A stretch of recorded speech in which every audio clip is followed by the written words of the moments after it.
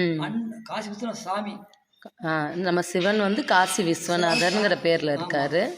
அன்னபூரணி. அன்னபூரணி. ஆமா. அம்மாள் பேர் வந்து அன்னபூரணி. சரி. விநாயகர் இருக்காரு, சண்டீஸ்வரர் இருக்காரு, முருகர் இருக்காரு, குபேர சனிகுமார் இருக்காரு. குபேர சனீஸ்வரர். சனி வந்து நவகிரகம் கிடையாதுங்க.